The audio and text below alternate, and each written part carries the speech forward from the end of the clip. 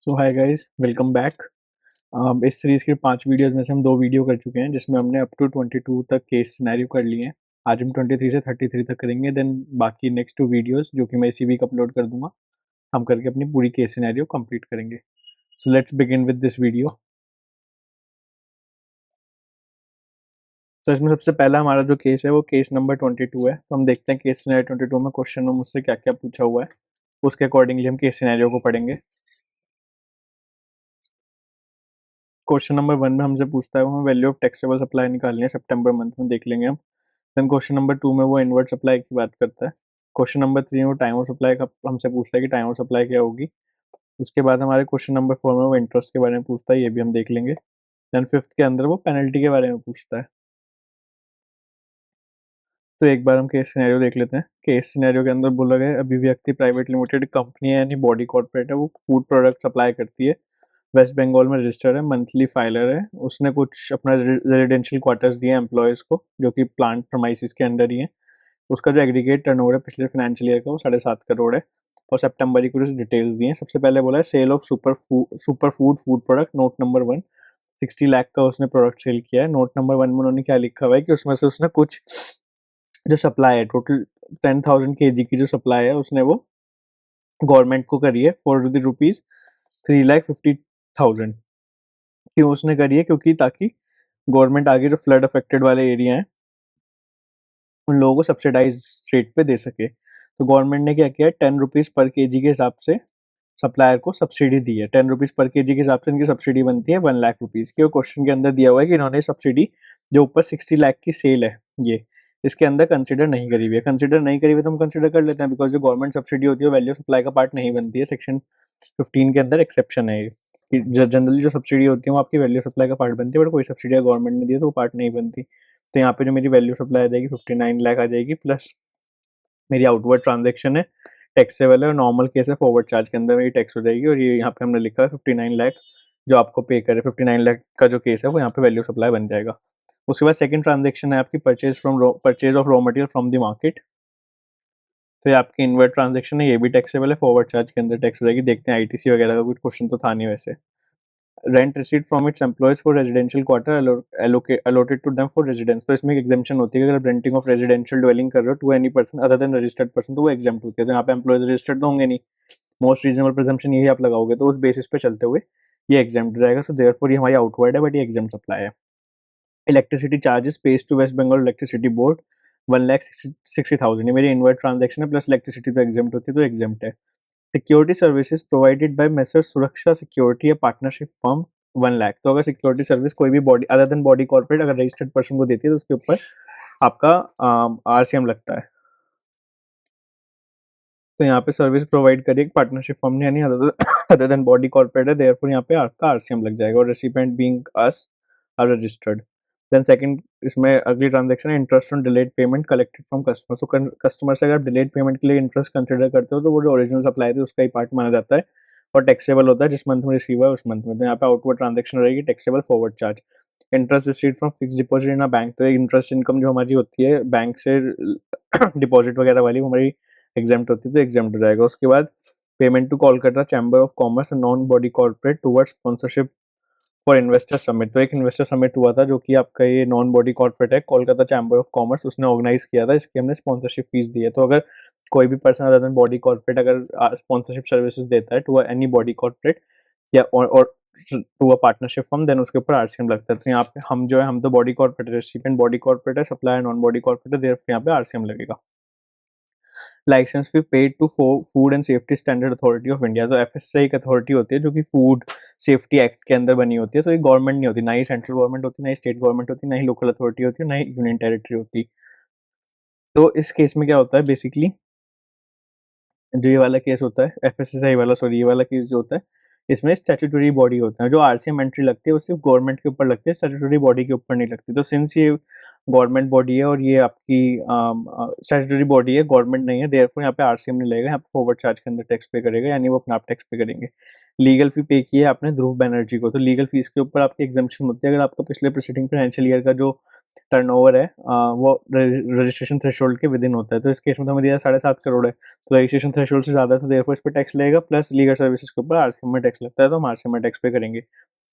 उसके बाद transportation charges paid to an unregistered goods transport operator for transportation of raw material from mandi to factory. तो इसके अंदर आपने कुछ ट्रांसपोर्टेशन चार्जेस करें, अब इसमें दिया तो है नहीं, इसमें क्वेश्चन में दिया अनरजिस्टर्ड पर्सन है और ये मेंशन नहीं है जीटीए। तो जनरली जो रोड ट्रांसपोर्टेशन होता है other than by way of GTA या कुरियर एजेंसी वो एग्जाम्प्ट होता है, therefore इसमें एग्जाम्प्ट रहेगा। सिमिलरली इसमें लिखा हुआ है हमने ट्रांसपोर्टेशन चार्जेस पे करें लोकल ट्रक ओनर को जो कि जीटीए नहीं है for transportation of finished product from factory to distributor, same इसमें भी एग्जाम्प्ट हो जाएगा। फर्स्ट इन्फॉर्मेशन हमने देख ली थी। सेकंड हमसे क्या बोल रहा है, कंपनी को कॉन्ट्रैक्ट अवार्ड हुआ 10th जून को, जो उसकी अमाउंट 60,000 थी, कंप्लीशन 30 डेज के अंदर करना था। 8 जुलाई को कंप्लीट हो गया, बट इनवॉइस 5 सितंबर को आया, पेमेंट 15 सितंबर को आई। टाइम ऑफ सप्लाई पूछी हुई थी तो हम देख लेंगे। उसके बाद बोलता है प्रॉपर ऑफिसर ने कंपनी के ऊपर पेनल्टी लगाई 5,000 की for wrong utilisation of ITC of amounting ₹5,000। उसके बाद नेक्स्ट क्वेश्चन पूछता है कंपनी ने अपनी टैक्स लाइबिलिटी अगस्त की टैक्स लाइबिलिटी मतलब आपको 28 सितंबर तक पे करनी चाहिए थी, बट कंपनी ने ये पे करी 28 सितंबर को। कितनी लाइबिलिटी है, 3,30,730। तो ये इन्होंने दे रखा है कि लेट किया, हमें क्वेश्चन में उसने इंटरेस्ट पूछा हुआ था, तो इसके बेसिस पे हमें इंटरेस्ट निकालना पड़ेगा। क्वेश्चन में अगेन बोला हुआ है सारी amount exclusive of GST, 18% GST आपको रेट अज्यूम करना है। वैल्यू ऑफ आउटवर्ड सप्लाई बताओ अभिव्यक्ति की जो सितंबर में उसने करी है। तो यहाँ देखोगे आपने दो ही सप्लाई करी, एक तो 59 लाख की ये करी है, उसके अलावा जो आउटवर्ड टैक्सेबल है, आउटवर्ड टैक्सेबल ये वाली 3,500 की, बाकी सब या तो आउटवर्ड एग्जेम्प्ट है या फिर है ही नहीं। तो अगर इसमें मैं देखूंगा तो मेरी 59 lakh 3,500, option B is the answer. उसके बाद क्वेश्चन है वैल्यू ऑफ टैक्सेबल सप्लाई बताओ जो अभिव्यक्ति ने रिसीव करी जिनके ऊपर आरसीएम में टैक्स पे करना है। तो अगर मैं देखूं मैंने यहाँ पे लिखा हुआ होगा इनवर्ट सप्लाई आरसीएम, एक तो 1 लाख की सिक्योरिटी सर्विसेज हो गई, उसके बाद एक 25,000 की मेरी स्पॉन्सरशिप सर्विसेज हो गई, और 30,000 की मेरी लीगल सर्विसेज हो गई। तो अगर आप देखोगे तो यहाँ पे हमने लिखा हुआ होगा 1 लाख 25,000 30,000, तो मेरा option A is the answer. उसके बाद टाइम ऑफ सप्लाई पूछी है उसने। टाइम ऑफ सप्लाई सर्विसेज के केस में जनरली क्या होती है कि जिस दिन date of provision of service, अगर आपका invoice within 30 days issues नहीं हुआ है, तो बेसिकली टाइम ऑफ सप्लाई जो डिटरमाइन होती है वो इस बेसिस पर डिटरमाइन होती है कि आपका जो इनवॉइस है अगर विद इन 30 डेज इशू नहीं होता है तो आपकी date of provision of service, date of payment जिस दिन बुक्स में रिकॉर्ड हुई है, फिर डेट ऑफ पेमेंट जो बैंक में है, दोनों दो सब में से जो भी अर्लियर होता है वो आपकी बेसिकली टाइम ऑफ सप्लाई होती है। इस केस में सर्विस प्रोवाइड हुई है 8 जुलाई को, पेमेंट की मेरे को बताया नहीं है क्वेश्चन के अंदर, पेमेंट बुक्स में कब हुई है उसके बारे में मेरे को बताया नहीं है, बट बैंक में 15 सितंबर हुई है, तो अर्लियर डेट क्या रहेगी 8 जुलाई में टाइम ऑफ सप्लाई हो जाएगी। उसके बाद पूछा है मुझसे इंटरेस्ट बताओ जो उसने डिले पेमेंट करी है, तो 8 डेज का डिले है, 8 डेज का डिले, अमाउंट कितना था मेरा 3,30,730, इस पे 18% जीएसटी लग जाएगा, या 3,30,730 18%, 8 डिवाइड बाई 365। इसमें हमने क्रेडिट एडजस्टमेंट क्यों नहीं किया, बिकॉज मैंने अपने पहले लेक्चर में ही बताया था कि क्रेडिट एडजस्टमेंट और जो नेट कैश में हम लगाते हैं वो उसी केस में लगाते हैं जब आपका आपने जीएसटी या 3B लेट फाइल करी। अगर आपने 3B लेट फाइल नहीं करी, 3B टाइम पे फाइल की, टैक्स लेट पे किया, तो उस केस में आपकी पूरी टोटल टैक्स जितना भी आपका पेबल होता है उसके ऊपर डायरेक्ट 18% का टैक्स लगता है, 18% का इंटरेस्ट लगता है। तो इस केस में क्वेश्चन के अंदर ये नहीं दिया हुआ कि उसने 3B लेट फाइल करी, सिर्फ इतना बोला कि टैक्स लायबिलिटी उसने बाद में डिपॉजिट करी है, तो देयरफॉर इस वाले फॉर्मूले से हम निकालेंगे, बी आंसर आ जाएगा। उसके बाद उसके ऊपर जो पेनल्टी लगी क्या वो सही है, तो देखो एक सेक्शन 126 बोलता है कि अगर आपका जो अमाउंट इन्वॉल्व है टैक्स या फिर जो आईटीसी इन्वॉल्व है अगर वो अप टू 5,000 है तो पेनल्टी नहीं लगानी चाहिए, छोड़ देनी चाहिए। बट इस केस में जिसमें देखो एग्जैक्टली लेस देन 5,000 बोलता है वो सेक्शन 126 कि अगर लेस देन 5,000 हो तो आपको पेनल्टी लगाने की जरूरत नहीं है, बट इसमें एग्जैक्टली 5,000 का आईटीसी है, वो लेस देन बोलता है, यानी इक्वल टू नहीं बोलता, तो इक्वल टू 5,000 है तो यहाँ पे आपको पेनल्टी लगानी पड़ेगी, तो पेनल्टी करेक्ट है। So penalty is leviable since the offence is not a minor breach. Minor breach को वही बोलते हैं, माइनर ब्रीच तब होता है अगर आपका अमाउंट ऑफ ऑफेंस जो है वो लेस देन 5,000 हो। ठीक है, तो हमारा केस 23 यहाँ पे हो जाता है। Now will move forward to case 24। इसमें 3 या 4 केस बड़े हैं, बाकी सब तो बहुत छोटे छोटे केस हैं। केस 24 के अंदर क्वेश्चन देख लेते हैं हम क्या है। सो केस 24 के अंदर वो क्या बोलते हैं, वैल्यू ऑफ आउटवर्ड सप्लाई बताओ मिस्टर अशोक की, वो फाइनेंशियल ईयर 25-26। स्टेटमेंट बताओ कौन सा करेक्ट है, वैल्यू ऑफ सप्लाई बताओ जिसके ऊपर रिवर्स चार्ज में टैक्स पे करना है फाइनेंशियल ईयर 25-26 में, इनवर्ट सप्लाई बताओ जिसके ऊपर रिवर्स चार्ज नहीं लगेगा, एंड आईटीसी बताओ। ठीक है, हम देख लेते हैं क्वेश्चन क्या है। क्वेश्चन के अंदर हमें क्या दिया हुआ है, अशोक एक प्रोपराइटर है, ठीक है, बॉडी कॉर्पोरेट नहीं यानी प्रोपराइटर है, ये ऑफिस स्टेशनरी की काम ट्रेडिंग कर रहा है, कोलकाता के अंदर रजिस्टर्ड है, और उसने जो उसका स्टोर है वो कोलकाता म्युनिसिपल कॉर्पोरेशन से रेंट पे ले रखा है। तो यहाँ पे देखते हैं आपको पता चल जाना चाहिए, सिंस आपने लोकल अथॉरिटी से रेंट पे ले रखा है तो आपका आरसीएम में टैक्सेबल होगा। उसके बाद क्वेश्चन में दिया हुआ है कि प्रीवियस फाइनेंशियल ईयर में जो उसका टर्नओवर था वो 14 लाख था, and Mr Ashok state of West Bengal में ही सिर्फ गुड सप्लाई करता है, लेकिन परचेज उसकी दिल्ली और मुंबई से भी होती है। उसका एक ड्यूप्लेक्स घर है कोलकाता में, जिसमें ग्राउंड फ्लोर पे वो खुद रहता है, फर्स्ट फ्लोर पे उसका एम्प्लॉय रहता है, कोई एक एम्प्लॉय रहता है आईडीसीआई बैंक का, जो कि बैंक दिल्ली में रजिस्टर्ड है, एंड उसने बैंक जो रेंट है बैंक पे कर रहा है, यानी बैंक ने अपने एम्प्लॉय के लिए रेंटिंग कर रखी है। तो बेसिकली आपने तो रजिस्टर्ड पर्सन यानी बैंक को रेंटिंग कर रखी है। उसके बाद बोलता है फाइनेंशियल ईयर 25-26 में उसने वॉलंटरी रजिस्ट्रेशन के लिए अप्लाई किया 2 अप्रैल 2025 को, और रजिस्ट्रेशन ग्रांट हो गया विद अफेक्ट फ्रॉम 9 अप्रैल 2025। तो इसमें आपको ध्यान होगा, अगर आपने वॉलंटरी रजिस्ट्रेशन के लिए अप्लाई किया है तो जिस दिन आपका रजिस्ट्रेशन सर्टिफिकेट आता है, जिस दिन से आपका रजिस्ट्रेशन इफेक्टिव होता है, उससे पहले वाले दिन के रिस्पेक्ट में जो इनपुट्स पड़े होते हैं आप उनका आईटीसी ले सकते हो। तो इसमें वही हमें क्वेश्चन में दिया हुआ है कि वो बता रहे हैं 2 अप्रैल को कितना स्टॉक था, 8 अप्रैल को कितना स्टॉक था। तो मेरे को रजिस्ट्रेशन 9 अप्रैल को मिला है, इमीडिएटली प्रोसीडिंग मेरा 8 अप्रैल है, तो 8 अप्रैल वाले स्टॉक मेरे को देखना होगा। 2 अप्रैल के स्टॉक से मेरे को कोई मतलब नहीं है वॉलंटरी रजिस्ट्रेशन के केस में। उसके बाद बोलते हैं करंट फाइनेंशियल ईयर की ट्रांजैक्शन की डिटेल दी हुई है। पहला उसने दिया हुआ है सेल ऑफ ऑफिस स्टेशनरी करा है, interested supply to registered person, ये ट्रांजैक्शन करिए 1 अप्रैल टू 8 अप्रैल तक, यानी बिफोर रजिस्ट्रेशन। ये ट्रांजैक्शन करिए आफ्टर रजिस्ट्रेशन। तो जो मैंने बिफोर रजिस्ट्रेशन करी है वो तो टैक्सेबल नहीं होगी, और जो आफ्टर रजिस्ट्रेशन करी है वो मेरी टैक्सेबल होंगी फॉरवर्ड चार्ज के अंदर।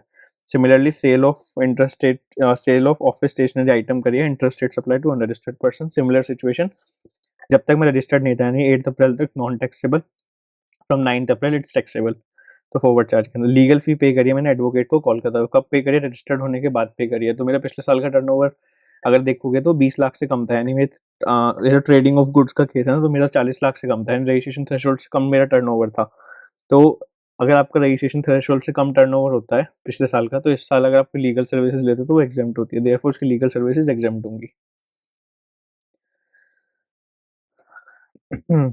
उसके बाद आता है परचेज ऑफ स्टेशनरी आइटम। तो स्टेशनरी आइटम परचेज किया है तो इनवर्ट सप्लाई है टैक्सेबल फॉरवर्ड चार्ज के अंदर। आज अगर आईटीसी देखोगे तो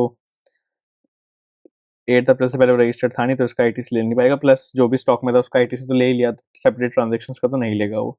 उसके बाद वाले का आईटीसी ले लेगा। परचेज फर्नीचर कराया ऑफिस यूज के लिए, इनवर्ट सप्लाई है नॉन टैक्सेबल। नॉन टैक्सेबल क्यों है, बिकॉज उसने अनरजिस्टर्ड डीलर से लिए, अनरजिस्टर्ड डीलर से जो जीएसटी लग के आया ही नहीं होगा, तो ठीक है नॉन टैक्सेबल देयरफॉर इसलिए। उसके बाद उसने स्टेशनरी लिया रजिस्टर्ड डीलर से दिल्ली के अंदर, ठीक है, इनवर्ट सप्लाई है टैक्सेबल है, फॉरवर्ड चार्ज लगेगा। रेंट पे किया है कोलकाता म्युनिसिपल कॉर्पोरेशन को, तो मैंने बताया आरसीएम के अंदर आपका टैक्सेबल हो जाएगा। उसके बाद ट्रांसपोर्टेशन चार्जेस दिए हैं उसने मैसर्स गति ट्रांसपोर्टर को, जीटीए है जिसने खुद से वो फॉरवर्ड चार्ज के अंदर टैक्स पे नहीं कर रहे, तो यानी आरसीएम के अंदर टैक्स लगेगा। अब आरसीएम के अंदर टैक्स कब लगता है, तो अगर आपको ध्यान हो जीटीए के केस में एक एग्जेम्पशन है कि अगर आप स्पेसिफाइड रेसिपिएंट नहीं हो तो आपके लिए एग्जेम्पशन होती है। स्पेसिफाइड रेसिपिएंट कौन कौन से, उसमें फैक्ट्रीज है, सोसाइटी है, पार्टनरशिप फर्म है, बॉडी कॉर्पोरेट है, वो सब आपके स्पेसिफाइड रेसिपिएंट होते हैं। हमारे केस में हम प्रोप्राइटर हैं, और एक दूसरा स्पेसिफाइड रेसिपिएंट होता है रजिस्टर्ड पर्सन भी। तो हम फर्स्ट ऑफ ऑल प्रोप्राइटर हैं, तो बॉडी कॉर्पोरेट सोसाइटी वगैरह नहीं है। सेकंड इसमें क्या आएगा कि बिफोर 9 अप्रैल में रजिस्टर्ड भी नहीं था, तो ये ट्रांजेक्शन जो विद रिस्पेक्ट टू 8 अप्रैल तक की ट्रांजेक्शन है ये मेरी एग्जेम्प्ट हो जाएगी, बिकॉज एक तो मैं स्पेसिफाइड रेसिपिएंट नहीं हूँ और मैं रजिस्टर्ड पर्सन भी नहीं था। उसके बाद वाली ट्रांजेक्शन आरसीएम के अंदर टैक्स हो जाएगी, ठीक है। उसके बाद मैंने बैंक से कोई बोरोइंग करी है, उस पर मैंने इंटरेस्ट पे किया है, तो मेरी इनवर्ट सप्लाई है लेकिन एग्जेम्प्ट है, बिकॉज इंटरेस्ट इनकम एग्जेम्प्ट होती है। उसके बाद मेरी फिक्स डिपॉजिट्स पे कोई इंटरेस्ट एक्रू हुआ है तो वो भी एग्जेम्प्ट होता है। फिर मेरी नेक्स्ट ट्रांजेक्शन आती है rent receive from IDCI bank for its employees. तो देखो अगर मैंने एम्प्लॉय को रेंट पे दिया होता तो मेरा क्या होता है, रेजिडेंशियल ड्वेलिंग, अगर आप रेजिडेंस के लिए किसी को रेंट पे देते हो और वो रेसिपेंट आपका रजिस्टर्ड पर्सन नहीं होता तो उस केस में एग्जेम्पशन होती है।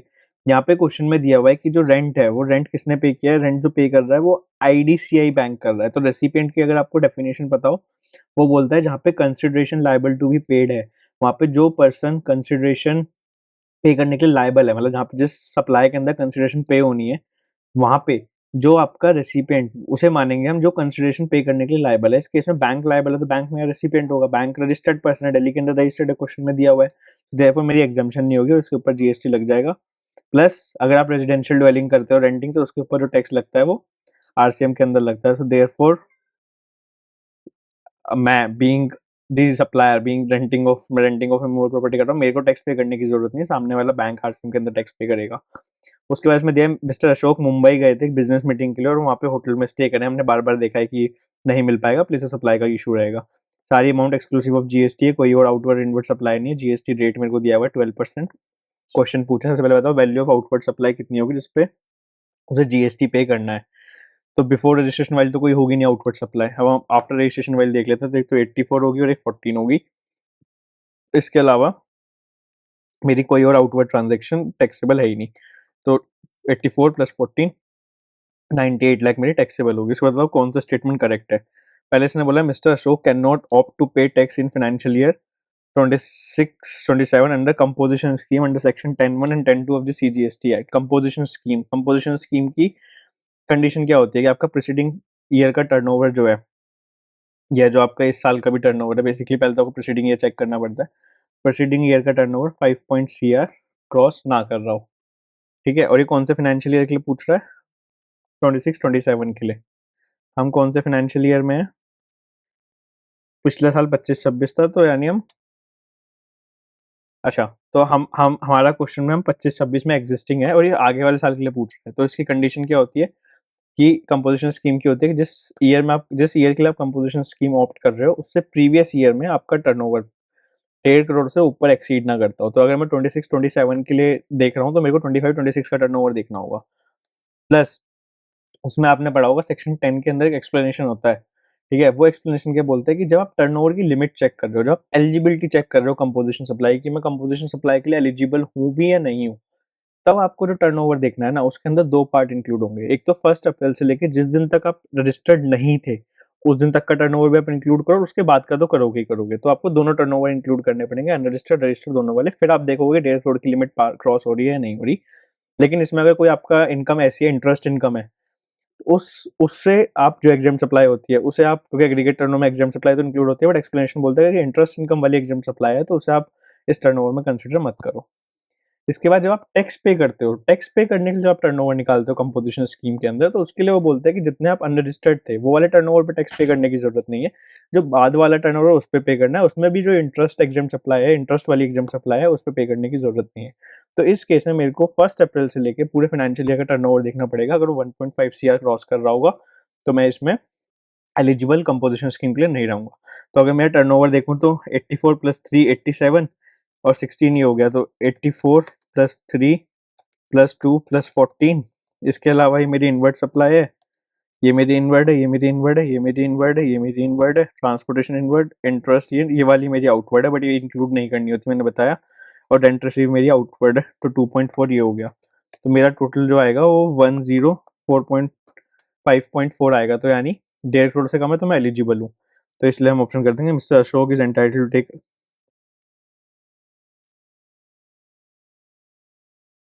मिस्टर हाँ, तो इसमें स्टेटमेंट बताना है कौन सा करेक्ट है। तो पहला स्टेटमेंट है कि वो can not opt for composition scheme, नहीं है स्टेटमेंट तो करेक्ट है, हमने देख लिया कंपोजिशन स्कीम ऑप्ट कर सकता है। Mister Ashok is entitled to ITC on 1 April, नहीं, वो 8 अप्रैल वाला आईटीसी लेगा। Mister Ashok shall be liable to pay GST under reverse under section 9(4) during the financial year in respect of purchase made from unregistered person. तो 9(4) के अंदर कुछ transaction government ने बोला हम नोटिफाई करेंगे कि अगर आपने अनरजिस्टर्ड पर्सन से लिया तो आपको आरसीएम में टैक्स पे करना होगा, बट 9(4) के अंदर बस रियल एस्टेट वाली कुछ ट्रांजेक्शन है जो उन्होंने आज तक नोटिफाई कर रखे हैं, उसके अलावा कोई ट्रांजेक्शन नहीं है। इस केस में ऐसी कोई ट्रांजेक्शन नहीं है, हमारे सिलेबस में भी नहीं है, तो ये भी तो गलत हो गया। हमारा आंसर ऑप्शन डी आ जाएगा कि आप 8 अप्रैल वाले स्टॉक का क्रेडिट ले सकते हो। उसके बाद वैल्यू सप्लाई बताओ फाइनेंशियल 25-26 में, जिसके अंदर रिवर्स चार्ज के अंदर टैक्स, रिवर्स चार्ज में टैक्स पे करेगा मैं, यानी मैं एसएससी जो है आपका अशोक जो अशोक पे करेगा रिवर्स चार्ज के अंदर। तो अगर मैं देखूँ मेरी एक आरसीएम की ट्रांजेक्शन थी 1.2 वाली जो मैंने लोकल अथॉरिटी को रेंट पे किया था, उसके अलावा मेरी 1.5 की जीटीए वाली, तो यानी 2.7 सिर्फ यही ट्रांजेक्शन थी मेरी। जो ये वाली ट्रांजेक्शन थी इस पर बैंक आरसीएम में टैक्स पे कर, मेरे लिए तो आउटवर्ड सप्लाई है, मैं इस पर आरसीएम में टैक्स पे नहीं करूंगा, मेरा बैंक जो बैंक आईडीसीआई बैंक जो इसमें दिया हुआ है वो आरसीएम में टैक्स पे करेगा। तो मेरी 2.7 की एंड 2,70,000 की आरसीएम सप्लाई। उसके बाद बताओ इसमें से कौन सी ट्रांजेक्शन रिवर्स चार्ज में टैक्स नहीं होगी। तो शॉप रेंट पेड तो होगा, ठीक है, लीगल फी भी होगी, ये नहीं होगी, और बस आप लीगल फी पे टू एडवोकेट, लीगल फी पे टू एडवोकेट में हमने देखा था कि जो हमारा पिछले साल का टर्नओवर था वो 14 लाख था, यानी एग्जाम था, यानी लीगल फी वाली भी आपकी आरसीएम में टैक्स पे नहीं होगा। तो मेरा इसमें आंसर आ जाएगा सेकंड और थर्ड वाला ऑप्शन। तो option C is the answer, second and third. उसके बाद बोलता है आईटीसी बताओ क्या अशोक को मिलेगा विद रिस्पेक्ट टू होटल जो उसने मुंबई में स्टे किया था? नहीं मिलेगा भाई, हम कितनी बार डिस्कस कर चुके हैं इस कॉन्सेप्ट को। उसके बाद नेक्स्ट केस स्टडी 25, छोटी सी केस स्टडी है। पहले जीएसटी लाइबिलिटी बताओ, ट्रांसपोर्टेशन सर्विस जो उसने एबीसी लिमिटेड को दी है उसके रेस्पेक्ट में। उसके बाद net GST liability payable in cash बताओ एक्सवाईजी लिमिटेड की for the month of January. उसके बाद बताओ कितना एलिजिबल आईटीसी जनवरी में एक्सवाईजी लिमिटेड को मिल जाएगा। प्लस उसके बाद ल्यूमिनस आईएनसी एक कंपनी है, इसका बताओ इसे रजिस्ट्रेशन ऑब्टेन करना है या नहीं करना। तो अगर हम क्वेश्चन के देखते हैं, क्वेश्चन के अंदर क्या दिया हुआ है, तो ये केस स्टडीज अगर आप देखोगे ना, अगर आपने कॉन्सेप्ट बहुत क्लैरिटी से पढ़े हैं, आपको इंटरलिंकिंग पता है कॉन्सेप्ट्स के बीच की, तो कुछ भी नहीं है यार। मतलब मैं ऑनेस्टली जब मैं खुद सॉल्व करने बैठता हूँ, सो इट्स नॉट कि मैं सोल्यूशन देखता हूँ, फटाफट फटाफट होता है, बिकॉज आपको लिंकेज पता होनी चाहिए प्रोविजन की। अगर आपने 2-3 बार प्रोविजन गो थ्रू करे हुए हैं एंड आपको लिंकेज पता है प्रोविजन की, कॉन्सेप्चुअली आपको प्रोविजन पता है, तो मतलब very scoring, it this entire subject is quite scoring. तो चलो हम फिलहाल केस सिनेरियो देखते हैं। एक्सवाईजी लिमिटेड है, एक कंपनी है, रजिस्टर्ड है राजस्थान के अंदर, उसके मल्टीपल बिजनेसेस हैं, ठीक है। प्रिंसिपल बिजनेस उसका क्या है? Fabricating and installing the body for large transportation vehicles. जैसे बस वगैरह होती है ना, तो इनके जैसे एक स्ट्रक्चर आता है, उसके ऊपर पूरी बिल्डिंग होती है, पूरा मतलब बॉडी बिल्डिंग एक्सरसाइज बोलते हैं उसे, पूरा स्ट्रक्चर बनता है बस के ऊपर का। नीचे सिर्फ टायर इंजन वगैरह लगा होता है, बेसिक लगा होता है, उसके ऊपर पूरा स्ट्रक्चर बनता है, तो बॉडी बिल्डिंग एक्टिविटी बोलते हैं उसे। तो ये लोग वो करते हैं। जो व्हीकल का चेसिस है, जो नीचे का हिस्सा होता है, वो कस्टमर दे देता है एक्सवाईजी लिमिटेड को। एक्सवाईजी लिमिटेड कुछ मटेरियल प्रोक्योर करते हैं फॉर फैब्रिकेशन, इंस्टॉल कर देते हैं चेसिस के अंदर, और एक lump sum consideration for material as well as service customer से चार्ज कर लेते हैं। इन एडिशन इसके अलावा एक्सवाईजी लिमिटेड एक रजिस्टर्ड जीटीए भी है, जो कि ट्रांसपोर्टेशन ऑफ गुड्स की सर्विस दे रहा है by road through its own fleet of trucks. उसके बाद वो फॉरवर्ड चार्ज के अंदर टैक्स पे नहीं कर रहा, 5% का जीएसटी, यानी उसे इनवर्ट का कोई आईटीसी नहीं मिलेगा, और आरसीएम के अंदर टैक्स पे करना पड़ेगा रेसिपिएंट को। During the month of January XYZ limited ने कुछ ट्रांजेक्शन करी। पहली ट्रांजेक्शन क्या करी उसने? ट्रांसपोर्टेशन ऑफ गुड्स की सर्विसेज दी ए लिमिटेड को, जो कि रजिस्टर्ड पर्सन है in the state of Gujarat, and 1 lakh. तो अगर आप इसमें देखोगे ट्रांसपोर्टेशन सर्विसेज दी है, किसने दी है? जीटीए ने दी है। जो जीटीए फॉरवर्ड चार्ज के अंदर टैक्स पे नहीं कर रहा, 5% के ऊपर टैक्स पे हो रहा है रिवर्स चार्ज के अंदर। किसे दिए? रजिस्टर्ड पर्सन को। तो रजिस्टर्ड पर्सन स्पेसिफाइड रेसिपिएंट नहीं है, तो एग्जेम्पशन भी नहीं है, प्लस स्पेसिफाइड रेसिपिएंट को, यानी जो मेरा ए लिमिटेड है, उसे आरसीएम के अंदर टैक्स पे करना पड़ेगा। Outward supply taxable RCM. उसके बाद उसने परचेज करें टायर अपने ट्रक के लिए, जो कि वो यूज करता है for providing transportation service by road, and उसने 1 लाख पे किया है।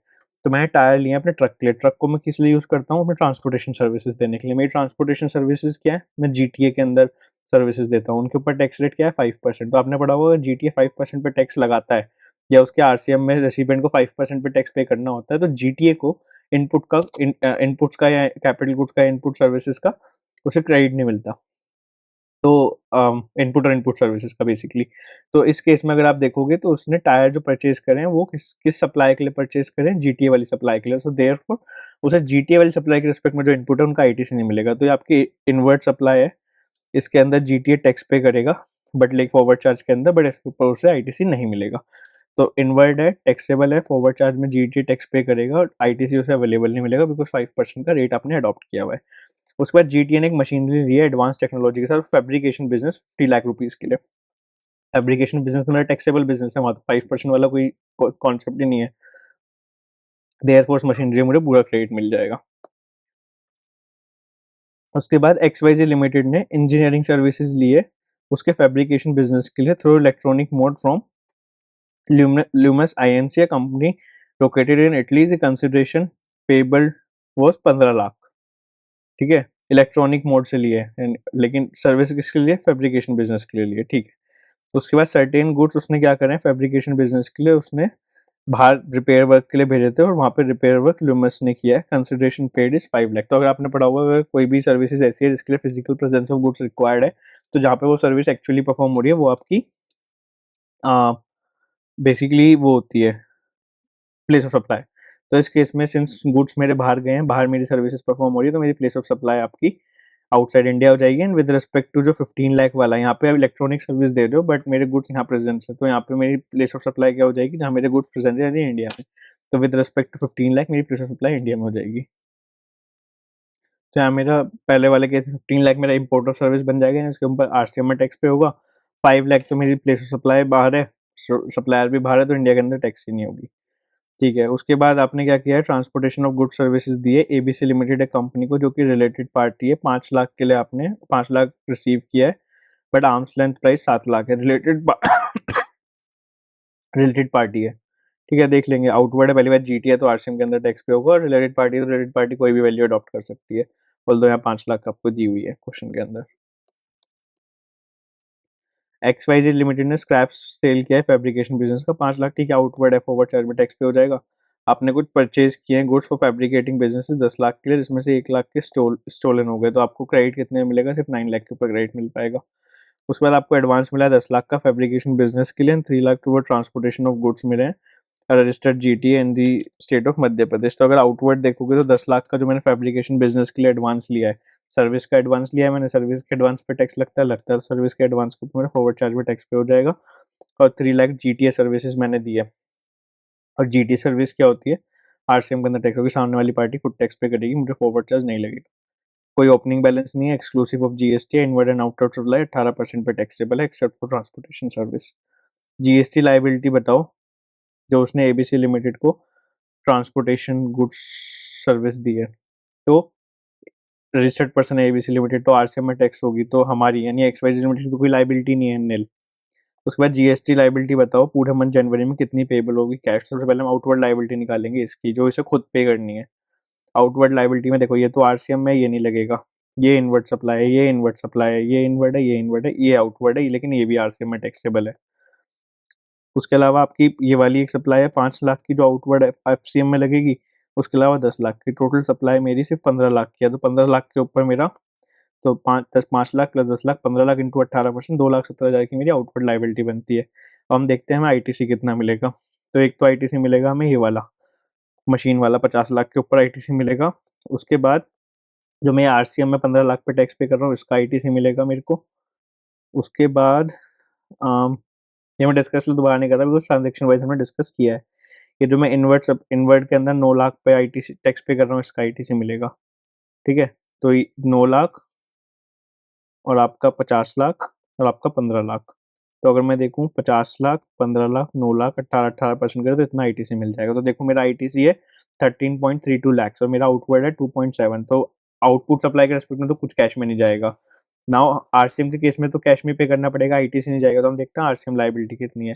तो अगर मैं आरसीएम लाइबिलिटी देखता हूँ इनवर्ट साइड की, मेरी इनवर्ट साइड की आरसीएम लाइबिलिटी अगर मेरी है, ये इनवर्ड एफसीएम है, ये आउटवर्ड है, ये आउटवर्ड है, ये आउटवर्ड है, ये नॉट टैक्सेबल है। तो इनवर्ट आरसीएम सिर्फ एक है जो मैं इंपोर्ट ऑफ सर्विस कर रहा हूँ, 15 लाख। 15 लाख पर 18% मेरा आरसीएम में जाएगा, तो 15 लाख इंटू 18% आरसीएम। तो नेट में कैश पे करना पड़ेगा सिर्फ 2,70,000। उसके बाद टोटल एलिजिबल आईटीसी बताओ, तो हमने निकाला था 13.32। तो ये मेरा 13.32 मेरा एलिजिबल आईटीसी आ जाएगा।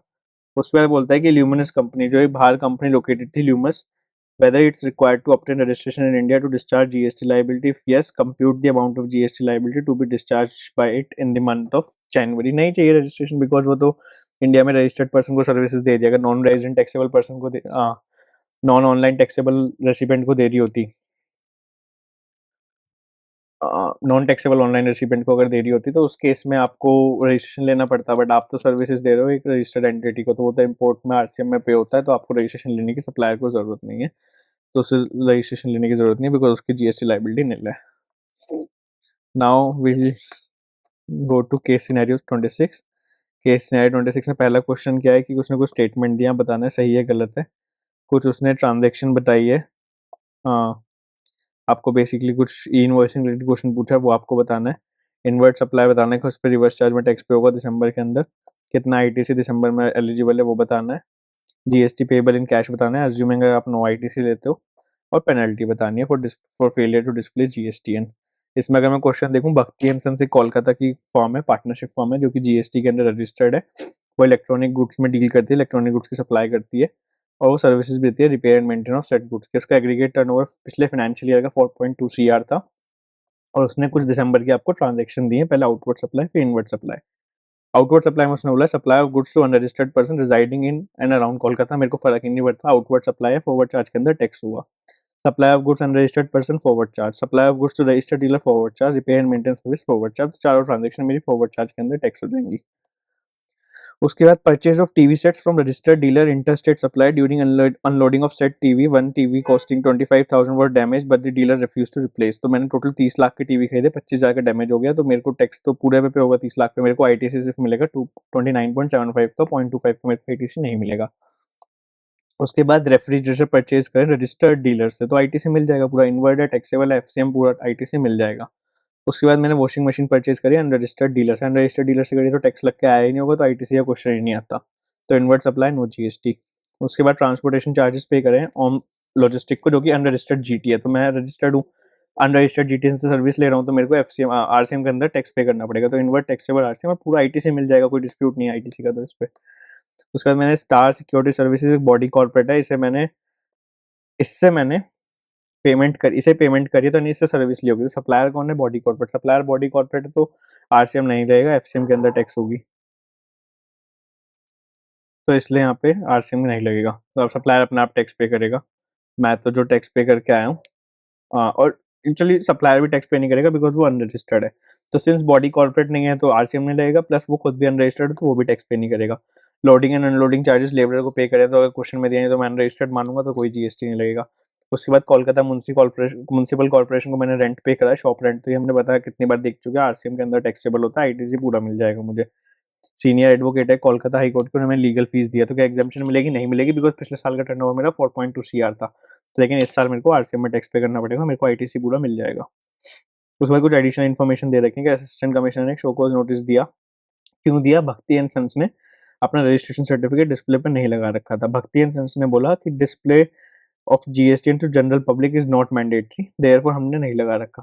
यही होता है भाई, अगर आप इतना टर्नओवर के बाद सीए भी हायर नहीं करोगे, खुद ही अपने आप ही कंसल्टेंट बनोगे तो ठीक है। उन्होंने बोला कि नहीं मैंडेटरी था, हम तो पेनल्टी नहीं देंगे, लेके तो रहेगा बेटा वो। उसके बाद उन्होंने बोला भक्ति एंड सन्स ने स्पॉन्सरशिप फी दी फिनमिन लिमिटेड को, registered in Kolkata for entertainment event organised by Finmin in Assam. तो एक स्पॉन्सरशिप सर्विसेज आपने लिया बॉडी कॉर्पोरेट से, तो बॉडी कॉर्पोरेट से लिया तो टैक्सेबल है, आपका फॉरवर्ड चार्ज के अंदर टैक्स हो जाएगा, आरसीएम नहीं लगेगा, because other than body corporate सब सप्लायर होते हैं, तभी स्पॉन्सरशिप सर्विस पर आरसीएम लगता है, अमेंडमेंट आया था, रिसेंट अमेंडमेंट। उसके बाद ये बोलता है 18% जीएसटी है, ट्रांसपोर्टेशन पे 5% लगेगा, ओपनिंग आईटीसी नहीं है, सारा एक्स शॉप बेसिस पे, और खुद जीटीए अरेंज करते हैं, एक्सक्लूसिव ऑफ जीएसटी है, ठीक है। विच of the following statement is true in respect of sponsorship service? तो मैंने बताया जो बॉडी कॉर्पोरेट है फिनमिन जो है वही फॉरवर्ड चार्ज के अंदर टैक्स पे करेगी, प्लस इसमें आपको ये भी देखना पड़ेगा कि भाई आईजीएसटी है या एसजीएसटी है, तो स्पॉन्सरशिप सर्विस है, स्पॉन्सरशिप सर्विस मतलब नॉर्मल सर्विस है, लोकेशन ऑफ रेसिपिएंट आप देखोगे, सप्लायर कहाँ पे लोकेटेड है? सप्लायर लोकेटेड है आपका कोलकाता में, और रेसिपिएंट कहाँ पे लोकेटेड है आपका? कोलकाता में, दोनों है, तो इंट्रास्टेट है, C+S लग जाएगा। ऑल्सो ये ध्यान रखना इवेंट मैनेजमेंट सर्विस नहीं है, स्पॉन्सरशिप सर्विस है विद रिस्पेक्ट टू इवेंट, तो अकॉर्डिंगली इसकी प्लेस ऑफ सप्लाई 13(2) के अंदर जाएगी, सॉरी 12(2) के अंदर ही जाएगी, बिकॉज 13 तो बाहर वाली पार्टी केस में लगता है, 12(2) बोलता है रजिस्टर्ड पर्सन को अगर सर्विस दे रहे हो तो आपको रजिस्टर्ड पर्सन की लोकेशन ही आपकी प्लेस ऑफ सप्लाई होगी, तो 45,000 का टैक्स लग जाएगा। उसके बाद बोल रहा है assuming Bhakti and sons has an SEZ unit also located in Uttar Pradesh apart from the regular domestic tariff area unit located in Kolkata, both having PAN, assuming additional turnover 2 crore in the preceding financial year in addition to the aggregate turnover of 4.2 CR. DTA SEZ आपको पता होगा, DTA domestic tariff area वाली unit होती है, SEZ special economic zone, तो ये बोल रहे हैं अज्यूम कर लो इसकी एक SEZ यूनिट भी थी, उसका 2 करोड़ का एडिशनल टर्नओवर था। अब आप बताओ कि क्या उस पर इनवॉइस एप्लीकेबल होता? इनवॉइस एप्लीकेबल कब होता है? क्योंकि लास्ट ईयर में आपका टर्नओवर 5 करोड़ क्रॉस किया था, तो इसमें 4.2 का एग्जिस्टिंग क्वेश्चन में दिया हुआ था, 2 आपने और बोल दिया, तो 6.2 करोड़ का सेम पैन के वजह जितने भी टर्नओवर होता है वो एग्रीगेट टर्नओवर होता है, तो 6.2 सी आता, तो इनवॉइस एप्लीकेबल होता। नाउ अभी इनवॉइस किस किस को रेज करना पड़ता? तो डीटीए को तो करना ही पड़ता। एसईजेड के केस में एग्जाम्पशन है कि एसईजेड एलिजिबिलिटी देखने के लिए आप उसका टर्नओवर कंसिडर करते हो फॉर इनवॉइसिंग, बट एसईजेड को खुद से इनवॉइस रेज करने की जरूरत नहीं है, तो एसईजेड को इनवॉइस रेज नहीं करना पड़ता, बट टर्नओवर तो इंक्लूड होता। तो e-invoice is applicable to DTA unit and SEZ unit is exempt from e-invoicing. उसका बाद पूछे वैल्यू ऑफ इनवर्ट सप्लाई बताओ जिसके अंदर रिवर्स चार्ज के अंदर दिसंबर में टैक्स पे करना है, तो हमने लिखा था, देख लेते हैं। ये मेरा एफसीएम था, ये मेरा एफसीएम था, एक तो 2 लाख ये वाला है जो मैंने जीटीए सर्विस ली है, 0.3 लोकल अथॉरिटी का है, 0.1 मेरा लीगल सर्विस है, तो 2.4 टोटल हो जाता है मेरा, जिसके ऊपर मेरे को आरसीएम पे करना है, तो 2.4 इज द टोटल। उसके बाद आईटीसी बताओ जो कि दिसंबर के लिए मिल जाएगा, तो ये भी हम देख लेते हैं। इसमें हमने इन्वर्ट सप्लाई में देखा था 29.75 पे यहाँ पे आईटीसी मिल जाएगा, 4 लाख पे यहाँ पे आईटीसी मिल जाएगा, 2 लाख पे यहाँ पे आईटीसी मिल जाएगा, उसके बाद आपका 0.3 0.1 पे यहाँ पे आईटीसी मिल जाएगा। और जो स्पॉन्सरशिप सर्विस आपने पे करी है इसके ऊपर भी आपको आईटीसी मिल जाएगा। तो अगर मैं सोल्यूशन में देखूँ तो आपका अगर मैं टोटल आईटीसी निकालना भी चाहूँ तो 18% का टैक्स मेरे को बोला है। तो सबसे पहले जो जीटीए है ओम लॉजिस्टिक वाला 2, इसके ऊपर तो 5% से टैक्स जाएगा बिकॉज ट्रांसपोर्टेशन सर्विस है। तो 0.1 ये हो गया। इसके अलावा मेरा 29.75 पे 18% का मेरे को मिल जाएगा। उसके अलावा मेरे को 4 पे मिल जाएगा, तो 4 इंटू 18% ये हो गया। ठीक है, इसके अलावा फिर मेरा आ जाता है ये 0.4 इंटू 18% ये मेरा आईटीसी आ गया, प्लस 5 लाख पे मेरे को आईटीसी मिल जाएगा।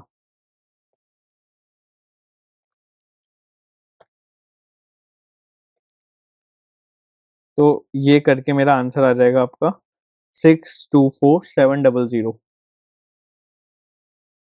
इसमें ना ये चीज़ ध्यान रखना, आपको जो आईटीसी है वो दिसंबर के लिए पूछ रहा है, तो ये स्पॉन्सरशिप सर्विसेज अगर आप देखोगे तो ये अक्टूबर की ट्रांजेक्शन है, तो इस पे आईटीसी आपको दिसंबर के लिए तो नहीं कंसिडर होगा। तो उसके अलावा आपको देखना होगा, तो वो अमाउंट आपका आएगा 624,700। ठीक है, उसके बाद बताओ जीएसटी पेबल बताओ for the month of December, अगर उसने कोई आईटीसी नहीं लिया। तो सिंपल सिंपल मेरे से बोल रहा है भाई सारी आउटपुट लाइबिलिटी बता दो प्लस आपका आरसीएम। तो मेरी आउटपुट लाइबिलिटी 12 + 6 + 28 + 4, इस पे 18% का जीएसटी मेरा आता है 9 लाख रुपीज़, प्लस आरसीएम वाली लाइबिलिटी। तो आरसीएम वाली लाइबिलिटी मैंने यहाँ पे निकाली थी ना, मेरे को 2.4 था, 2.4 में से 2 लाख के ऊपर तो 5% का जीएसटी जाएगा, ये हो गया, प्लस 40,000 के ऊपर आपका 18% का जीएसटी जाएगा। तो आपका अमाउंट आ जाएगा 17,000, 9,17,200।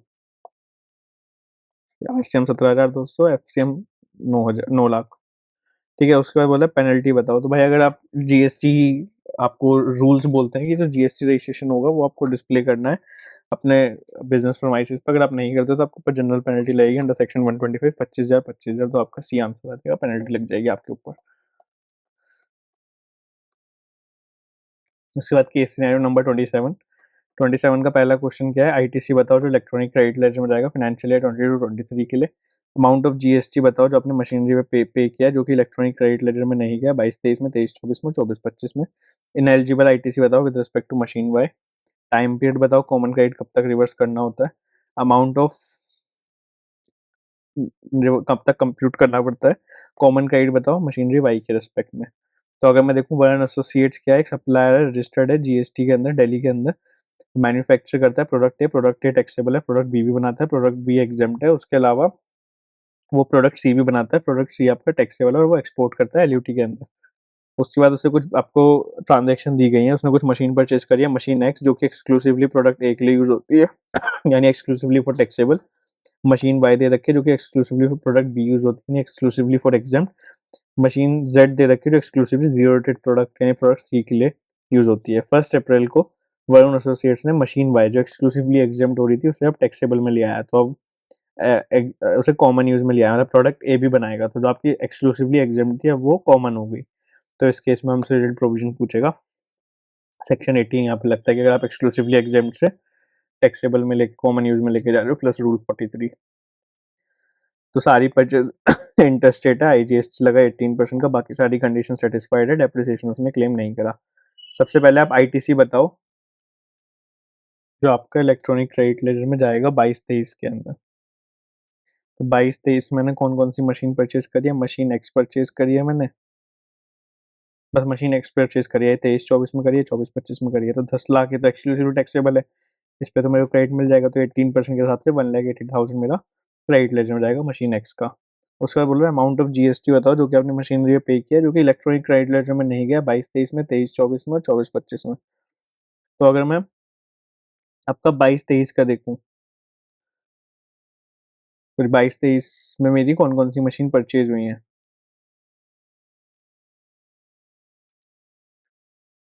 तो 22-23 में तो मैंने देखा मशीन एक्स है, मशीन एक्स का क्रेडिट तो गया है, तो 22-23 में तो ऐसा कोई भी क्रेडिट नहीं है जो नहीं जाएगा। 23-24 में है मशीन वाई, हाँ मशीन वाई मेरी एक्सक्लूसिवली एग्जाम्प्ट है, तो इसके ऊपर मेरा क्रेडिट लेजर में नहीं जाएगा। तो 15 लाख इंटू 18% यानी 2,70,000 मेरे क्रेडिट लेजर में नहीं जाएगा। इसके अलावा मशीन जेड कॉमन क्रेडिट के लिए यूज हो रही है, कॉमन क्रेडिट तो आपका कॉमन यूज़ के लिए हो रही है तो पूरा क्रेडिट लेजर में जाता है, तो मेरा आंसर आ जाएगा 2,70,000। यहाँ पे 22-23 गलत लिखा हुआ है, ये 22-23 की जगह ये वाली कंपटीशन 23-24 की है, 22-23 में तो नील ही आएगा। उसके बाद पूछा इनएलिजिबल आईटीसी बताओ मशीन वाई का टीआईई as per rule 43 of CGST rule. Rule 43 of CGST rule क्या बोलता है कि आप एक्सक्लूसिवली एग्जेम्प्ट थे, अब आप कॉमन यूज के लिए आ गए, तो आप लोग क्या करो, जितने टाइम आप एक्सक्लूसिवली एग्जेम्प्ट थे from the date of invoice, उतने टाइम को क्वार्टर्स में डिवाइड करो, 5% पर quarter part of the quarter लो, वो आपका इनएलिजिबल क्रेडिट होगा। तो आप क्या करो, जितना आपने जीएसटी पे किया पूरा जीएसटी आप क्रेडिट लेजर में ले जाओ, उसके बाद जो आपका 5% के हिसाब से अमाउंट बनता है पर quarter part of the quarter, उसे आप आउटपुट टैक्स लाइबिलिटी में एडजस्ट कर दो, तो आपका नेट में क्रेडिट हो जाएगा। तो इस केस में अगर मैं देखूँ, मैंने मशीन परचेज करी है 1 अक्टूबर 2023 को, और मैं बन गया हूँ यहाँ पे 1 अप्रैल 25 को, यानी टिल एग्जेम्प्ट पर्पस के लिए यूज हुई है वो 31 मार्च 2025 तक। तो यानी टोटल 6 क्वार्टर यहाँ पे आते हैं, मैंने कंप्यूटेशन किया हुआ है पूरा 6 क्वार्टर आते हैं। 6 क्वार्टर के हिसाब से अगर मैं देखूँ तो 15 लाख पे 18% जीएसटी में पे करके आया था, प्लस 5% इंटू 6, तो 81,000 मेरा इनएलिजिबल अमाउंट आता है, जो मेरे को आउटपुट टैक्स लाइबिलिटी में ऐड करना पड़ेगा। उसके बाद बताओ टाइम पीरियड बताओ common credit needs to be computed. तो हमने देखा था 5 साल की टाइम लिमिट होती है, जिसमें आपने परचेज किया उससे 5 साल की आप लाइफ लेते हो, तब तक आपको कॉमन क्रेडिट कंप्यूट होता है। तो आपने 1 अक्टूबर 2023 को परचेज करी है, तो 30 सितंबर 2028 तक आपके 5 साल होंगे। उसके बाद बताओ कॉमन क्रेडिट मशीन वाई के साथ वाई के रेस्पेक्ट में। तो क्वेश्चन सीधा बोलता है कि जो आपका होली एग्जेम्प्ट से, मतलब एग्जेम्प्ट यूज से कॉमन यूज के लिए आई है, उसमें जितना भी आप आईटीसी था वो सारा आईटीसी कॉमन मान के आप क्रेडिट लेजर में ले जाते हो, और बाद में 5% के हिसाब से आउटपुट टैक्स में कर देते हो, तो पूरा क्रेडिट 2,70,000 का मेरा कॉमन क्रेडिट हो जाएगा। क्वेश्चन ने पूछा हुआ है कि जो सर्विस वेदांता को प्रोवाइड करी है वो एग्जेम्प्ट है या नहीं बताओ, वैल्यू सप्लाई बताओ सलोनी की, एंड जो मिस्टर सलोनी ने सप्लाई करी है उसकी टाइम ऑफ सप्लाई बताओ, पेनल्टी की टाइम ऑफ सप्लाई बताओ। क्वेश्चन के अंदर क्या दिया हुआ है, गोपी नारायण एक कंपनी है, पार्टनर कंपनी नहीं है, गोपी नारायण कंपनी पार्टनरशिप फॉर्म है एडवोकेट्स की, ठीक है, जीएसटी के अंदर रजिस्टर्ड है मुंबई महाराष्ट्र में। In the month of April form ने कुछ सर्विसेज सप्लाई करी है 15 लाख की, और इन्फॉर्मेशन आपको कुछ दे रखी है। सबसे पहले हर्बल पावर लिमिटेड एक पर्सन है जो कि पिछले फाइनेंशियल ईयर में रजिस्टर्ड था, तो यानी एग्जामिशन तो नहीं लगेगी। उसे आपने consultation and preparation of affidavit in relation to construction of hotel building दिए, ठीक है। तो इस केस में अगर आप देखोगे तो एग्जामिशन तो लगेगी नहीं, तो यानी इसमें जो हर्बल पावर लिमिटेड है वो आरसीएम के अंदर टैक्स पे करेगा। Vedanta India private limited registered है गुजरात के अंदर in the preceding financial year as per 22, तो एग्जामिशन नहीं लगेगी, फाइल सूट, तो यहाँ पे भी आरसीएम में टैक्स पे होगा। मिस्टर सलोनी है जीएसटी के अंदर रजिस्टर्ड है as a salon service provider preceding financial year में सेक्शन 22 के अंदर, तो एग्जामिशन यहाँ भी नहीं लगेगी। आपने लीगल सर्विसेज दिए 1 लाख की in the month of February for which invoice was issued on 15 February, however payment is made by the client on 5 April. Firm has charge 10,000 penalty exclusive of GST for delayed payment of consideration. Said penalty is also paid by client on 5th April. Apart from this, as per the agreement with the client, the firm had paid 20,000 attestation charges on behalf of the client mentioned separately on the invoice, which were reimbursed by the client in the month of February itself.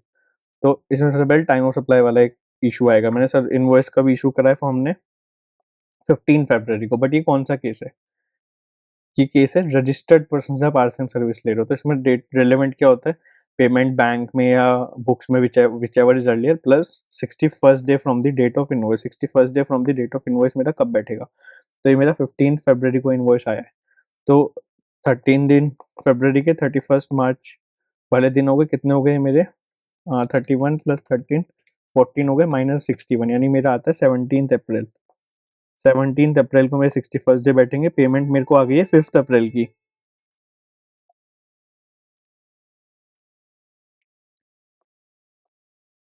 तो इन दोनों में से earlier क्या है 5 अप्रैल, तो 5 अप्रैल को मेरी time of supply हो जाएगी 1 लाख रुपए की।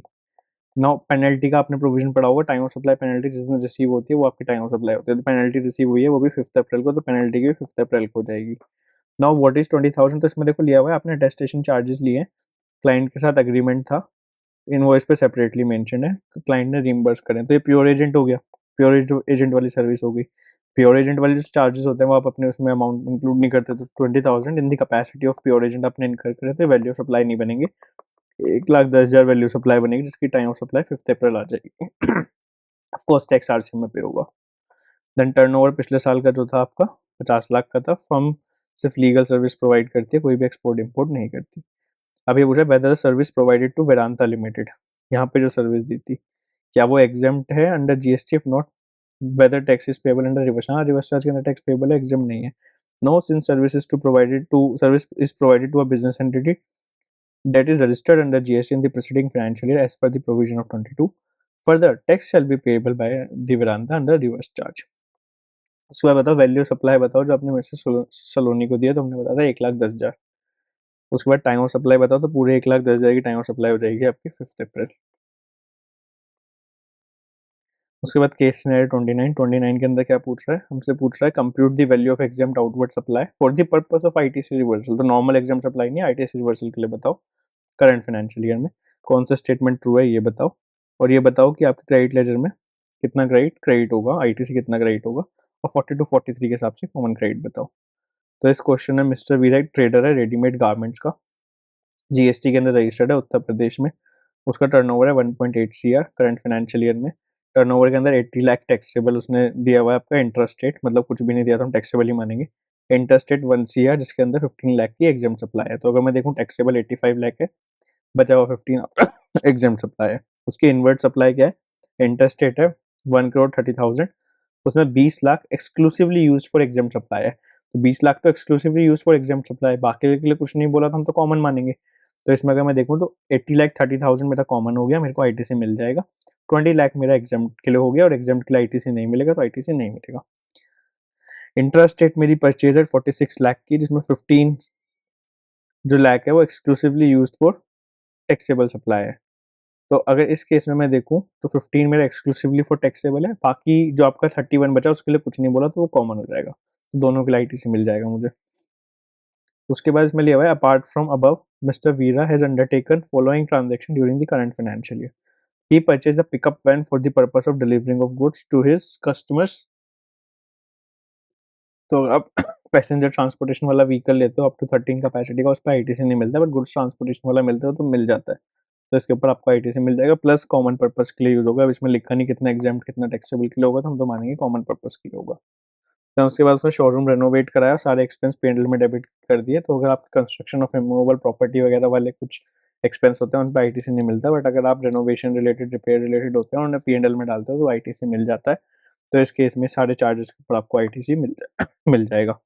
उसके बाद he purchase some T shirts for ₹1,80,000 taxable under GST. After 1 week he gave them away free to its customer. तो अगर आप फ्री दे देते हो तो आईटीसी नहीं मिलेगा, 17.5 के अंदर ब्लॉक होता है अगर आप फ्री गिफ्ट वगैरह कुछ देते हो. He also sold his share during 10 CR. तो ये सिक्योरिटी उसने सेल करी है जो कि आपकी नो सप्लाई होती है, बिकॉज ना ही गुड्स क्वालिफाई होती है ना सर्विस क्वालिफाई होती है, बट इसका 1% जो होगा वो आपका आईटीसी रिवर्सल वाले एग्जाम सप्लाई में इंक्लूड होगा. रेट ऑफ टैक्स 9% और आईजीएसटी 18%. सारी अमाउंट एक्सक्लूसिव ऑफ टैक्स है, प्लस आपका ओपनिंग बैलेंस निल है. क्वेश्चन के अंदर बताओ examined outward supply for the purpose of common reversal. Exempt supply अगर मैं देखूंगा तो एक तो 15 लाख हो जाएगी मेरी, उसके अलावा 1% ऑफ 10 CR हो जाएगा, यानी 1% ऑफ 10 CR हो जाएगा मेरा 10 लाख. तो ये मेरी 25 लाख की टोटल हो जाएगी. 25 lakh C answer. Which of the following statement is true? Mr Veera cannot claim ITC on van purchase. ITC के ऊपर क्लेम कर सकता है तो ये गलत है. Can claim ITC on van purchase and T shirt distributed free of cost, ये गलत है बिकॉज टी शर्ट के ऊपर नहीं ले सकता. Mr Veera can claim ITC on van, सही है. एक्सपेंस इनकर्ड ऑन रेनोवेशन, ठीक है. तीनों पे ले सकते हैं, नहीं गलत है. Mr Veera can claim ITC on van purchase, ठीक है. रेनोवेशन पर ले सकता है बट टी शर्ट पर नहीं ले सकता, ठीक है. D option is correct. Calculate amount of ITC credited to electronic credit ledger. Electronic credit ledger में मेरा कितना गया होगा? तो देखो कॉमन क्रेडिट भी इलेक्ट्रॉनिक क्रेडिट लेजर में जाता है. तो मेरा 80,30,000 की एक थी इनवर्ट सप्लाई, तो इस पे 18% ये. उसके अलावा 46 लाख पे पूरे पे हमने डिस्कस किया कि पूरा आपको क्रेडिट मिल जाएगा. 46 लाख इंटू 18% ये आपका हो गया. उसके बाद 1,70,000 के रेस्पेक्ट में आपको पूरा क्रेडिट मिल जाएगा. उसके बाद ये जो आपने एक्सपेंस इनकर करा है 360 प्लस 80,000 प्लस 4 लाख प्लस 1,62,000, तो इसके रेस्पेक्ट में आपको पूरा 18% का जीएसटी क्रेडिट मिल जाएगा. तो मेरा टोटल क्रेडिट आ जाता है 2484,360. तो अगर मैं आंसर देखूं 2484,360. उसके बाद कॉमन क्रेडिट बताओ 40 to 43 के हिसाब से. कॉमन क्रेडिट मेरे को निकालना है. तो कॉमन क्रेडिट कितना क्रेडिट है मेरा, तो एक तो ये 80,30,000 के रेस्पेक्ट में जो क्रेडिट है वो कॉमन क्रेडिट है। उस उसके अलावा मेरा जो ये वाला है 31 लाख, तो 31 लाख इंटू 18%, ये क्रेडिट हो गया मेरा कॉमन क्रेडिट। 1,72,000 के रेस्पेक्ट में मेरा कॉमन क्रेडिट है। उसके अलावा मेरा ये वाला common credit 3,60,000 plus 80,000 plus 4 lakh plus 1,62,000 into 18%, तो ये मेरा टोटल कॉमन क्रेडिट आ जाएगा 22,14,360। तो 22,14,360, इसका एक सिंपल आंसर सोल्यूशन हो सकता था कि आप टोटल क्रेडिट इतना क्या है क्रेडिट लेजर के अंदर, इसमें से एक्सक्लूसिवली टैक्सेबल माइनस कर दो। तो एक्सक्लूसिवली टैक्सेबल कौन सा था मेरा, सिर्फ एक था 15 लाख का, तो 15 लाख इंटू 18%, तो मेरा एक्सक्लूसिवली टैक्सेबल था 2,70,000। तो अगर आप इसमें से 2,73,000 माइनस कर दोगे तो 24,84,360 माइनस 2,70,000, तो भी आंसर यही आएगा। ये शॉर्टकट तरीका है, इस तरीके से भी कर सकते हैं। इसके अलावा नेक्स्ट मेरी केस स्टडी है, केस सिनेरियो नंबर 30। इसमें क्वेश्चन के अंदर पहले वैल्यू सप्लाई पूछिए मुझसे, बताओ एग्रीगेट टर्नओवर बताओ। उसके बाद कुछ रिलेटेड पार्टी रिलेटेड पूछ रहा है, ठीक है देख लेंगे हम। उसके बाद प्लेस ऑफ सप्लाई पूछ रहा है ट्रेनिंग सर्विस का, ठीक है ये आपको क्वेश्चन में पूछा हुआ है। क्वेश्चन के अंदर क्या है, वेंकट एक चार्टर्ड अकाउंटेंट है, प्रैक्टिसिंग चार्टर्ड अकाउंटेंट है, हैदराबाद बेस्ड आउट है, स्टेट ऑफ तेलंगाना में रजिस्टर्ड है। उसने कुछ ट्रांजेक्शन करी है करंट फाइनेंशियल ईयर में। उसने कंसल्टेंसी सर्विसेज दी है क्विक टूर्स को, जो कि एक यूके बेस्ड एंटिटी है, engage in the business of e commerce in the field of tour and travel having its office in UK. ठीक है, तो एक्सपोर्ट बनेगा, वो तो कोई इशू नहीं है, बट वैल्यू सप्लाई हमसे पूछी हुई थी। कितना दिया है उसने, 95,000 का, 95,000 यूरो दिया है, 75 पर यूरो के हिसाब से बिल होगा, तो 95,000 इंटू 75, एक तो मेरी वैल्यू सप्लाई में ये ऐड हो जाएगा, तो ये आ जाएगा मेरा 25,000। बट मेरे को ऑप्शंस क्या है, ऑप्शन मेरे को यूरो में दिए हुए हैं, तो ठीक है, तो 95,000 एक आ जाएगा। उसके अलावा Mr Venkat made travel to UK several times and उसने 5,000 यूरो खर्च करे ट्रैवल में, इंसिडेंटल एक्सपेंस जो कि उसने रिकवर करे क्विक टूर से, तो 5,000 ये आ जाएगा। प्लस क्विक टूर ने उसे 5,000 रुपये एक्स्ट्रा दिए डिलेड पेमेंट के लिए, तो ये भी आपका आ जाएगा। मिस्टर वेंकट ने hired the service of professional firm based in UK, assignment complete करने के लिए उसने किसी प्रोफेशनल फर्म की हेल्प भी ली वहाँ पे, जिससे उसने अपने पास से 10,000 यूरो पे करे और उसने कस्टमर से रिकवर नहीं करे, तो ये आपका वैल्यू सप्लाई में नहीं आएगा। तो मेरा वैल्यू सप्लाई आ जाएगी 1,05,000 यूरोज, 1,05,000 यूरोज। एग्रीगेट टर्नओवर मुझसे पूछा हुआ है, तो हमें सारी ट्रांजेक्शन ही कंसिडर करनी पड़ेंगी वैसे तो। वेंकट की जो टैक्सेबल अर्निंग थी इंडिया में सर्विसेज से वो 85 लाख है। उसके अलावा मिस्टर वेंकट ने कुछ रिटर्न फाइलिंग सर्विसेज भी दी, बट फ्री ऑफ चार्ज दी इंडियन रेसिपिएंट को, जो कि इकोनॉमिकली वीकर थे, 1,40,000। तो अनरिलेटेड पार्टी है वो, तो आपने अगर चार्ज नहीं किया तो सप्लाई नहीं बनेगा, मार्केट वैल्यू से कोई फर्क ही नहीं पड़ेगा। Further in July Mr Venkat also provide financial services to his real brother Mr Kamath, who is working at an IT company and earning handsomely for 75,000 invoice for 75,000 invoice raised and open market value. However, Mr. Venkat offered a 90% discount, finally 7,500 recover किए। तो अगर ये related party बनेगा तो आपका rule 28 का market value वाला concept लगेगा, ओपन मार्केट वैल्यू वाला। रिलेटेड पार्टी क्या है, रिलेटेड पार्टी के लिए होता है member of same family, family में बोलता है brother sister if they are dependent on you. तो उसे दिया हुआ है कि वो ऑलरेडी आईटी कंपनी में जॉब कर रहा है और हैंडसमली अर्न कर रहा है, तो डिपेंडेंट तो नहीं है, तो रिलेटेड भी नहीं बनेगा, अनरिलेटेड ही बनेगा, तो देयरफॉर 7,500 ही आपकी वैल्यू सप्लाई होगी। उसके बाद दमदम इलेक्ट्रिकल्स जो है जीएसटी के अंदर रजिस्टर्ड है गुवाहाटी असम में, उन्होंने मिस्टर वेंकट को बुलाया कि आप आओ और जीएसटी ट्रेनिंग दो हमारे अकाउंट्स एंड फाइनेंस पर्सनल्स को। मिस्टर वेंकट ने ट्रेनिंग दी 50 एम्प्लॉयज़ को। कहाँ पे ट्रेनिंग हुई आपकी, स्वराज होटल में हुई, वेस्ट बंगाल में, 25 अगस्त। तो अगर आप देखोगे ट्रेनिंग सर्विस के रिस्पेक्ट में कॉन्सेप्ट सिंपल है कि अगर आप रजिस्टर्ड पर्सन को सर्विसेज दे रहे हो तो लोकेशन ऑफ रजिस्टर्ड पर्सन आपकी प्लेस ऑफ सप्लाई होती है, और अनरजिस्टर्ड को दे रहे हो तो जहाँ पे ट्रेनिंग हुई है वो आपकी प्लेस ऑफ सप्लाई होती है। यहाँ पे जो आपकी कंपनी है वो रजिस्टर्ड है गुवाहाटी के अंदर, तो रजिस्टर्ड पर्सन तो असम के अंदर गुवाहाटी के अंदर मेरी प्लेस ऑफ सप्लाई होगी। अगर मैं यहाँ पे एग्रीगेट टर्नओवर की बात देखूँ तो एग्रीगेट टर्नओवर में मेरे को रुपीज़ में दिया हुआ है, तो 1,05,000 इंटू 75, तो ये मेरा एक टर्नओवर होगा, प्लस 85 लाख मैं इंडिया में ले रहा हूँ, वो मेरा टर्नओवर होगा। 7,500 मैंने अपने ब्रदर से रिकवर किए हैं, वो मेरा टर्नओवर होगा। That's it. तो मेरा टर्नओवर आएगा आपका 1,63,82,500।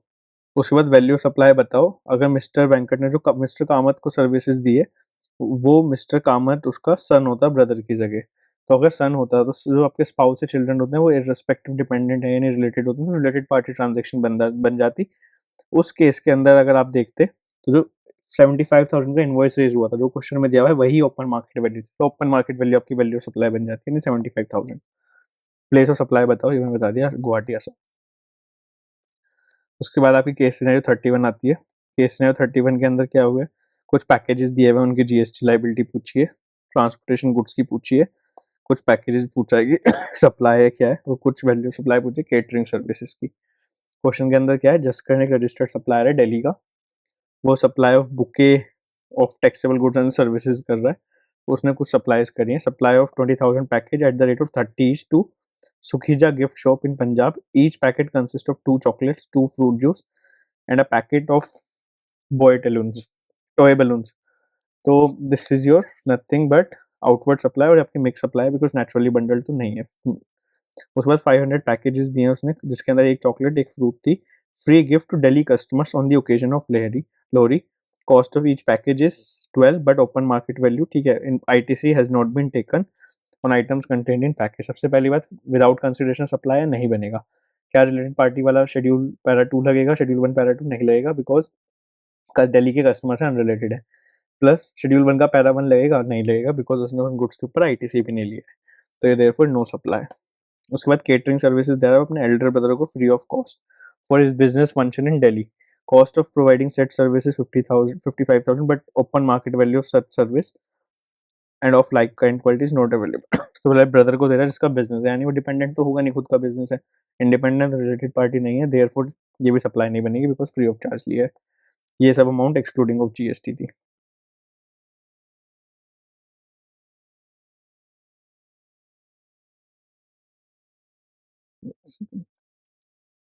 उसके बाद बोलता है कि उसने पेनल्टी कलेक्ट करी है 10,000 रुपीज की in the month of March from Shukija gift shop since the payment was received with the delay of 60 days. तो डिले ऑफ 60 डेज है तो पेनल्टी तो आपको मिलेगी मिलेगी, प्लस वो पेनल्टी आपकी सप्लाई कंसिडर होगी, जब पेनल्टी रिसीव हुई है वो आपको टाइम सप्लाई होगा। नाउ अगर आप एक क्वेश्चन देखो तो ऊपर वालों के लिए उसने बोला है एक्सक्लूडिंग जीएसटी, यहाँ पे उसने कुछ नहीं दिया, और वैसे भी जब पेनल्टी इंटरेस्ट रिकवर करते हैं तो जीएसटी चार्ज करके रिकवर नहीं करते, तो ये अमाउंट हम इंक्लूडिंग ऑफ जीएसटी ही मानेंगे। जो टैक्स कैलकुलेट होगा ग्रॉस अप करके कैलकुलेट होगा। तो फर्स्ट नंबर है, one of the old customer of Jaskaran Mr Bahubali of Delhi approached him requesting him to arrange the transportation of goods purchased by him from a local supplier.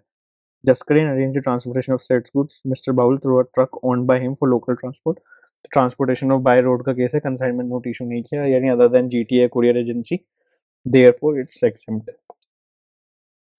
कुछ आपको rates दिए हुए हैं तो ठीक है। GST payable on package supply Sukhija shop in January and in March. जनवरी में कितना सप्लाई किया उसने भाई, जनवरी में उसने किया 6 लाख का, और मिक्स सप्लाई बनेगा हमने देखा, तो मिक्स सप्लाई के ऊपर हाईएस्ट रेट लगता है, तो 6 लाख इंटू 18%, तो 6 लाख वाई जीएसटी है एस जीएसटी, तो सुखेजा कहाँ का है, पंजाब का है, आप दिल्ली के हो तो इंटर स्टेट सप्लाई है, तो आई जीएसटी 6 लाख 18%, तो 1,08,000, तो ये हो गया आपका आई जीएसटी। प्लस आपने पेनल्टी रिकवर करी है मार्च में, यानी पेनल्टी आपकी इंक्लूडिंग ऑफ टैक्स है, तो 10,000 डिवाइड बाई 118% इंटू 18%, आपका 1525 आपकी अमाउंट आ जाती है, तो अप्रॉक्स में ये अमाउंट आ जाएगी। Option C is the answer.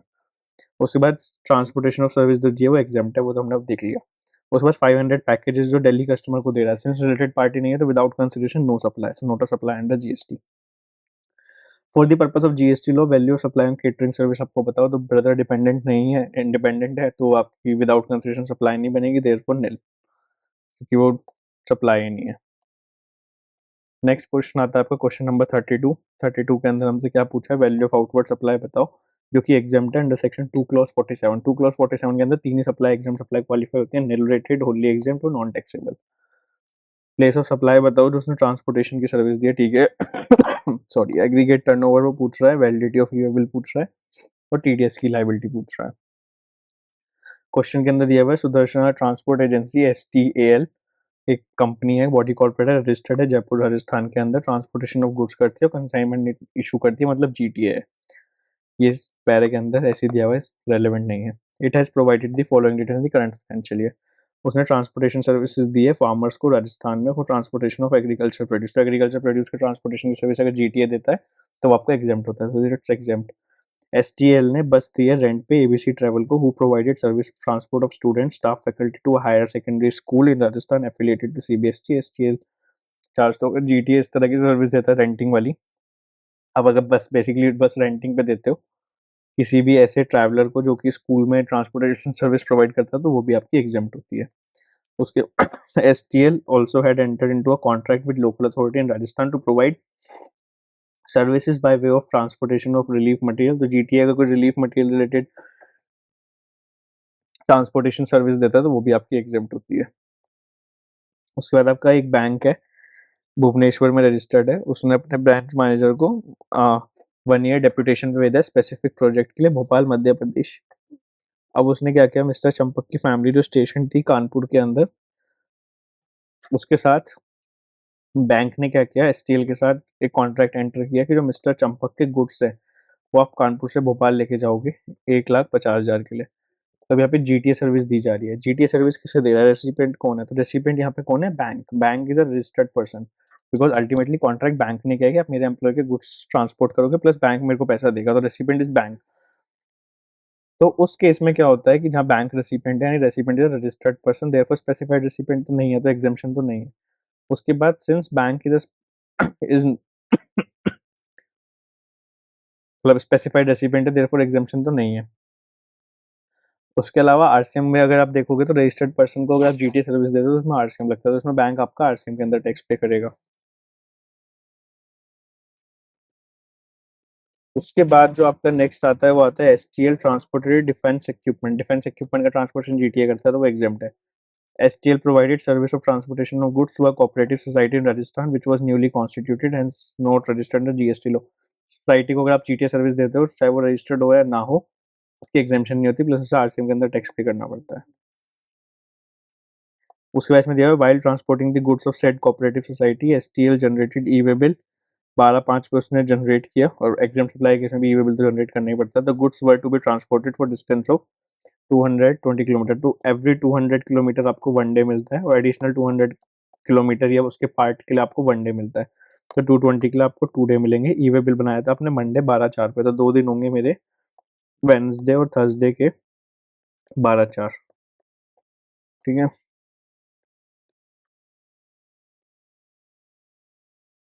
Not in fact 12/4 because 2 days बोलता है, तो it would be Wednesday Thursday midnight, ठीक है, बिकॉज आपके 2 दिन खत्म हो जाएंगे, और ये जो आपका टाइम यहाँ से शुरू होता है 12.5 से, तो एक दिन अगले 12 बजे तक, एक दिन उसके अगले 12 बजे तक। STL owns and maintain petrol pump करता है, सप्लाई 20 लाख की करी तो नॉन टैक्सेबल सप्लाई है। वैल्यू ऑफ आउटवर्ड सप्लाई बताओ एग्जाम, तो 20 लाख तो यही हो गया आपका जो एग्जाम्ट है।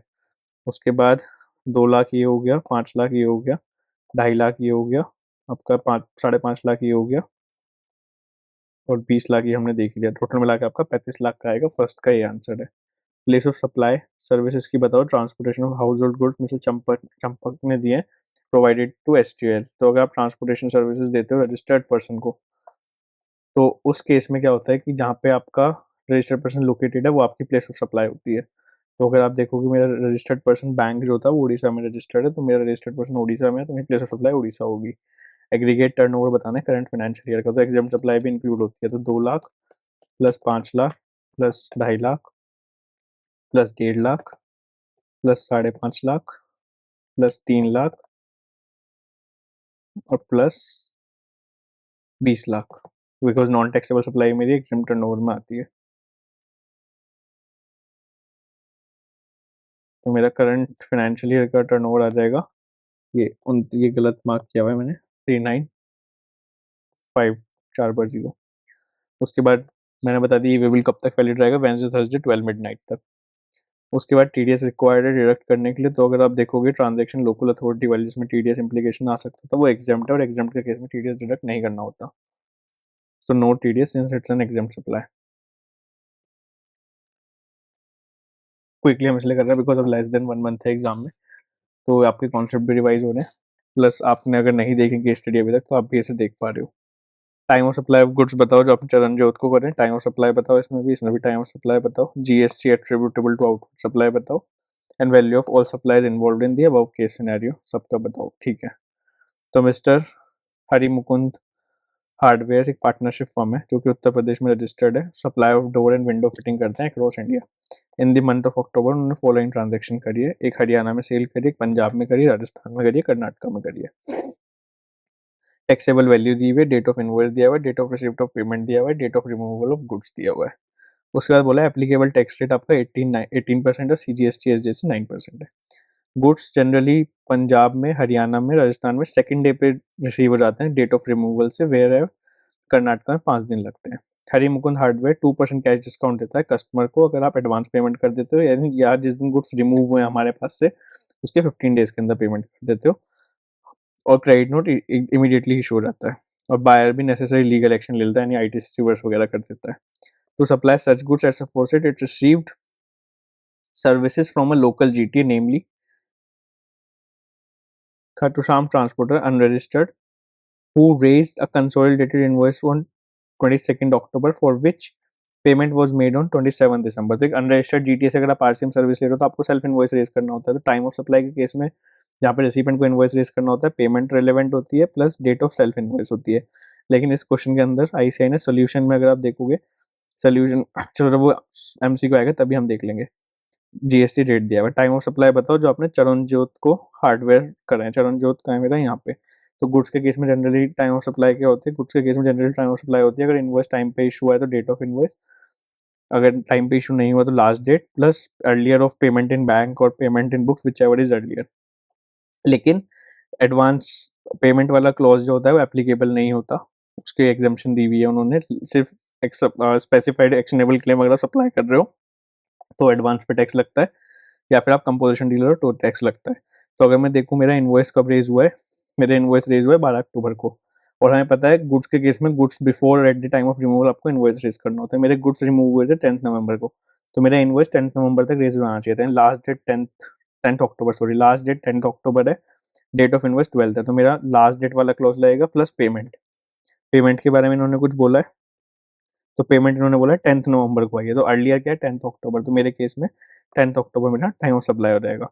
उसके बाद सेकंड उसमें बोला सप्लाई, टाइम ऑफ सप्लाई बताओ जो अपने गुड्स राणा सिंह को सप्लाई करें। तो राणा सिंह को जो मैंने सप्लाई करे वो मेरा रिमूव को हुए 20 अक्टूबर को, इनवॉइस कब रेज हुआ है 17 अक्टूबर को, तो विद इन टाइम हुआ है, तो डेट ऑफ इनवॉइस लेंगे plus date of payment whichever is earlier, तो 12 अप्रैल वाला आना चाहिए था, बट एडवांस के केस में एग्जाम्पशन है मैंने बताया, तो एडवांस पर टैक्स नहीं लगता, तो यहाँ पे 17 अक्टूबर ही टाइम ऑफ सप्लाई आएगा, तो 17 October. Time of supply in case of service supplied by messrs Khatushyam transporter. अब देखो इसमें क्या है, अब ट्रांसपोर्टर इसमें दिया हुआ है अनरजिस्टर्ड है, अनरजिस्टर्ड GTA है। तो अगर आपने सेक्शन 31 के अंदर पढ़ा होगा, सेक्शन 31 के अंदर आप अनरजिस्टर्ड पर्सन से RCM सप्लाई लेते हो, उसके ऊपर सेल्फ इनवॉइस रेज करना होता है। प्लस लॉ में एक अमेंडमेंट आया था टाइम ऑफ सप्लाई प्रोविजंस में कि जहाँ पे रेसिपेंट को इनवॉइस रेज करना है वहाँ पे आपकी टाइम ऑफ सप्लाई होगी अर्लियर ऑफ पेमेंट और date of self invoice. 61st day वाला क्लॉज रिलेवेंट नहीं होगा। तो अगर इस केस में देखूँ पेमेंट कब हुई है, तो इनवॉइस तो आया है, पेमेंट हुई है 27 दिसंबर को, ठीक है। इनवॉइस आया है 22 अक्टूबर को, ठीक है। पर इस इनवॉइस का कोई रेलेवेंसी नहीं है सप्लायर वाले इनवॉइस का RCM केसेस में। सेल्फ इनवॉइस के बारे में मेरे को नो इन्फॉर्मेशन है, तो टेक्निकली 27 दिसंबर अर्लियर हम लेते हैं payment to self invoice whichever is earlier. Self invoice अभी तक रेज ही नहीं हुआ है, मुझे इन्फॉर्मेशन नहीं दी है, 27 दिसंबर में टाइम ऑफ सप्लाई ले लूंगा। बट इन्होंने क्या किया है, इन्होंने क्या किया है 2 अक्टूबर से 61st डे कैलकुलेट करे हैं, तो वो कितने होते हैं 9 डे आपके अक्टूबर के, 30 डे नवंबर के, उसके अलावा आपके ये होता है आपका 22 दिसंबर, 22 दिसंबर आपका 61st डे होता है। तो उन्होंने कहा 22 दिसंबर और 27 दिसंबर विच एवर इज अर्लियर, तो 22 दिसंबर को अपने आंसर में, अगर आप इनका आंसर देखोगे ऑप्शन 3, 22 दिसंबर को इन्होंने अपना RCM सप्लाई की टाइम ऑफ सप्लाई डिटरमाइन करी है किस प्रोविजन की वजह से 61st डे और डेट ऑफ पेमेंट। बट ये गलत है बिकॉज अनरजिस्टर्ड पर्सन जब आप RCM लेते हो उस केस में अमेंडमेंट हो चुकी है और वहाँ पे सेल्फ इनवॉइस रिलेवेंट होता है, ना कि 61st day from the date of supplier invoice.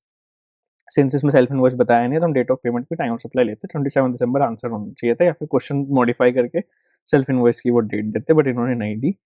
और अब सिंस एग्जाम का इतना टाइम आ गया तो मैंने भी उन्हें कोई मेल नहीं किया, बिकॉज पहली मेल का भी उन्होंने कोई अप्रोप्रिएट ढंग से रिप्लाई नहीं दिया, सिर्फ टाल रहे हैं वो लोग।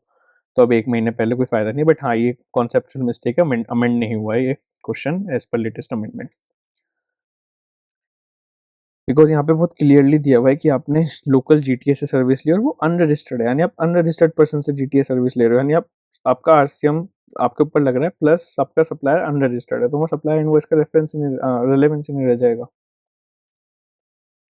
ग्रॉस टैक्स लाइबिलिटी बताओ आउटवर्ड सप्लाईज की मेसर्स हरि मुकुंद की फॉर द मंथ ऑफ अक्टूबर। तो अगर मैं देखूं अक्टूबर में, तो मेरी टाइम ऑफ सप्लाई अगर इस वाले केस में देखूं, रिमूव हुए 10th अक्टूबर को, इनवॉइस आया 10th अक्टूबर को, तो इनवॉइस की डेट ही मेरी टाइम ऑफ सप्लाई हो जाएगी। 10th अक्टूबर मेरी अक्टूबर होगी, यहाँ मैंने देखा अक्टूबर होगी time of supply, Rana Singh की अक्टूबर होगी, और ये अन्नापुराई की अगर देखो रिमूवल हुआ 19th अक्टूबर को, इनवॉइस 18th अक्टूबर को आ गया था, तो ये भी 18th अक्टूबर को, तो चारों ही मेरी अक्टूबर की सप्लाई है।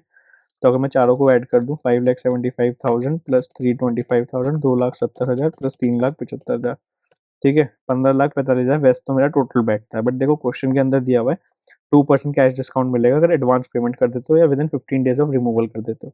तो मिस्टर राणा सिंह के केस में मेरे को एडवांस पेमेंट आ गया है, तो जो 2,70,000 है इस पे -2% हो जाएगा, तो ये आएगा मेरा 2,70,000 -2%, तो 264,600 आएगा।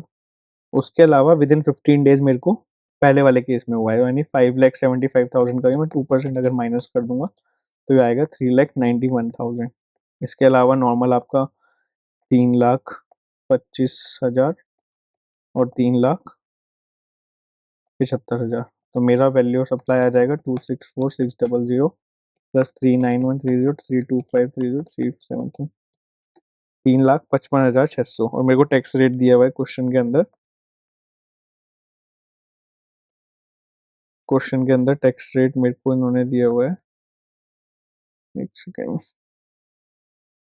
हाँ 18% 9%, तो 18% अगर मैं इसका लगाता हूँ तो मेरी आउटपुट लाइबिलिटी आ जाएगी 275,60 275,058 सबसे पहले तो मैं इंटर भी देखना पड़ेगा। अगर आप देखोगे IGST का, तो मेरा इंटर तो सारे में देखो, यहाँ हरियाणा में कुछ डिलीवर हुए हैं, पंजाब में, राजस्थान में, कर्नाटका में, और मैं रजिस्टर्ड हूँ उत्तर प्रदेश में, तो मेरे लिए सारे इंटर स्टेट है।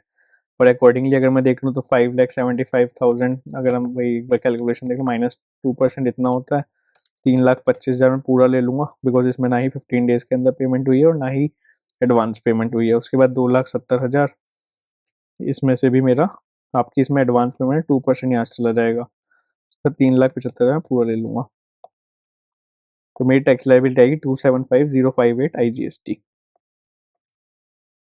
ठीक है, उसके अलावा फिर मेरा आता है total value of supply involve in above case scenario on which Hari Mukund को टैक्स पे करना है। तो अगर मैं देखूंगा total value of all supplies बताओ, ये बोल रहा है इनवर्ड या आउटवर्ड, जिसके उसमें मिस्टर हरि मुकुंद को टैक्स पे करना है। तो आउटवर्ड पे भी करना है, इनवर्ड में जो RCM आ रही है उस पर भी करना है। तो आउटवर्ड तो मैंने अभी निकाली थी, तो मेरी आउटवर्ड आ रही थी 1,528,100, और अगर मैं RCM देखूँ तो RCM में सिर्फ ट्रांसपोर्टेशन के रेस्पेक्ट में करना है, तो ये हो जाएगी मेरी 16,28,100, और ये मेरा आंसर हो जाएगा। So this is case scenario number 33। इसके साथ हमारे 33 तक के केस सिनेरियो हो गए, 22 केस सिनेरियो बचे जो आने वाली 2 सेपरेट वीडियोस में करेंगे, 34 to 44 नेक्स्ट वीडियो में, देन उसके बचे हुए लास्ट वीडियो में। So thanks for watching, stay tuned for next video and all the best for your exams.